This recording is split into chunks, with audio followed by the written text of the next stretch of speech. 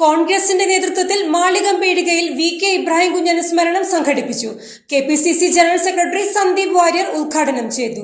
VK. Ibrahim കുഞ്ഞ് എന്ന കേരളത്തിലെ എക്കാലത്തെയും വികസന കാഴ്ചപ്പാടുള്ള മനുഷ്യസ്നേഹിയോട് CPM ചെയ്ത ചതിക്ക് വരും തെരഞ്ഞെടുപ്പിൽ കളമശ്ശേരി മണ്ഡലത്തിലെ ജനങ്ങൾ മറുപടി നൽകുമെന്ന് KPCC general secretary Sandeep Warrier പറഞ്ഞു. കോൺഗ്രസ് മാളികംപീടികയിൽ സംഘടിപ്പിച്ച വി.കെ. ഇബ്രാഹിം കുഞ്ഞ് അനുസ്മരണ സമ്മേളനം ഉദ്ഘാടനം ചെയ്ത് സംസാരിക്കുകയായിരുന്നു അദ്ദേഹം. ശ്രീ വി.കെ. ഇബ്രാഹിം കുഞ്ഞ് തീർച്ചയായിട്ടും സ്മരിക്കപ്പെടുന്നത് കേവലമായിട്ടുള്ള രാഷ്ട്രീയ നിലപാടുകളുടെ പേരിലോ അദ്ദേഹം ഉയർത്തിപ്പിടിച്ചിട്ടുള്ള രാഷ്ട്രീയത്തിന്റെ പേരിലോ മാത്രമായിരിക്കില്ല. മറിച്ച് ഇന്ന് കാണുന്ന കൊച്ചിയെ, ഇന്ന് കാണുന്ന എറണാകുളത്തെ ആകാശത്ത് നിന്ന് വീക്ഷിക്കുന്ന ഏതൊരാൾക്കും വി.കെ. ഇബ്രാഹിം കുഞ്ഞ് എന്ന അനിതര സാധാരണക്കാരനായ രാഷ്ട്രീയ നേതാവിന്റെ ഭരണ വൈദഗ്ധ്യം കൊണ്ട് എറണാകുളത്തിന് സാധ്യമായിട്ടുള്ള വികസന പ്രവർത്തനങ്ങൾ അത് ആകാശത്ത് നിന്ന് തന്നെ കാണാൻ സാധിക്കും. കൊച്ചി മെട്രോയുടെ പ്രാരംഭ പ്രവർത്തനം ഉൾപ്പെടെയുള്ള കാര്യങ്ങൾ എണ്ണി ചൂണ്ടിക്കാണിക്കാൻ കഴിയുന്ന ഒട്ടേറെ വികസന പ്രവർത്തനങ്ങൾ, ആ വികസന പ്രവർത്തനങ്ങളാണ്, ആ വികസന പദ്ധതികളാണ് ശ്രീ വി.കെ. ഇബ്രാഹിം കുഞ്ഞിന്റെ, അന്തരിച്ച വി.കെ. ഇബ്രാഹിം കുഞ്ഞിന്റെ സ്മാരക ഫലകങ്ങളായിട്ട് ഈ കൊച്ചിയിൽ ഉയർന്നു നിൽക്കുന്നത്. അതുകൊണ്ട് തന്നെ ഇബ്രാഹിം കുഞ്ഞിനെ സ്മരിക്കാൻ ഏതെങ്കിലും തരത്തിലൊരു പുതിയ സ്മാരക മന്ദിരത്തിന്റെയോ സ്മാരക ശിലയുടെയോ ആവശ്യമുണ്ട് എറണാകുളത്തിന് എന്ന് എനിക്ക് തോന്നുന്നില്ല. അദ്ദേഹം ഉയർത്തിയിട്ടുള്ള, അദ്ദേഹം നിർമ്മിച്ചിട്ടുള്ള, അദ്ദേഹത്തിന്റെ കാർമ്മികത്വത്തിൽ ഈ ജില്ലയിലുടനീളം ഉയർന്നു നിന്നിട്ടുള്ള, നേരത്തെ ഇവിടെ സൂചിപ്പിച്ചതുപോലെ 14 പാലങ്ങളുടെ നിർമ്മാണത്തെക്കുറിച്ച് സൂചിപ്പിച്ചു. ഒരുപക്ഷെ ഏറെ പിന്നോക്കം കടന്നിരുന്നൊരു ഭൂപ്രദേശത്തെ വികസനത്തിന്റെ പുതിയ പാന്താവിലേക്ക് എത്തിക്കാൻ അദ്ദേഹത്തിന്റെ ക്രിയാത്മകമായിട്ടുള്ള പ്രവർത്തന ശേഷി കൊണ്ട് സാധിച്ചിട്ടുണ്ട് എന്നുള്ളത് വസ്തുതയാണ്.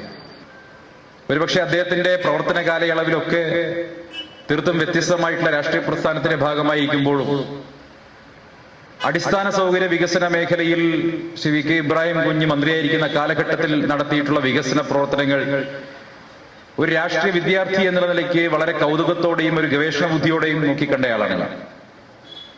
ചടുലമായിട്ടുള്ള നീക്കങ്ങളിലൂടെ അദ്ദേഹം നടത്തിയിട്ടുള്ള ഒട്ടേറെ വികസന പ്രവർത്തനങ്ങൾ, ഒരുപക്ഷെ അതിന്റെ പേരിൽ തന്നെയാണ് അദ്ദേഹം ആരോപണ വിധേയനായതും ആക്ഷേപ വിധേയനായതും.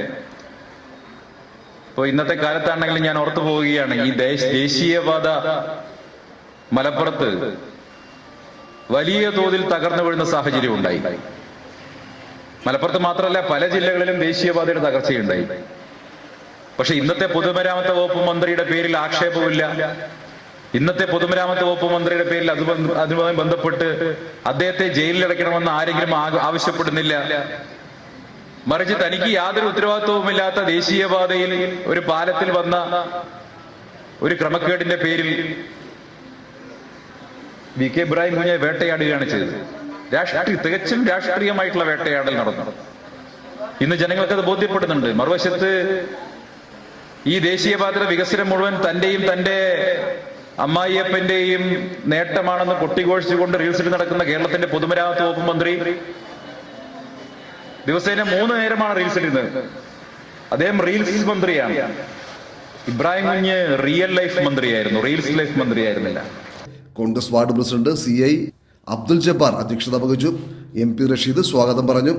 DCC പ്രസിഡന്റ് മുഹമ്മദ് ഷിയാസ് അനുസ്മരണ പ്രഭാഷണം നടത്തി.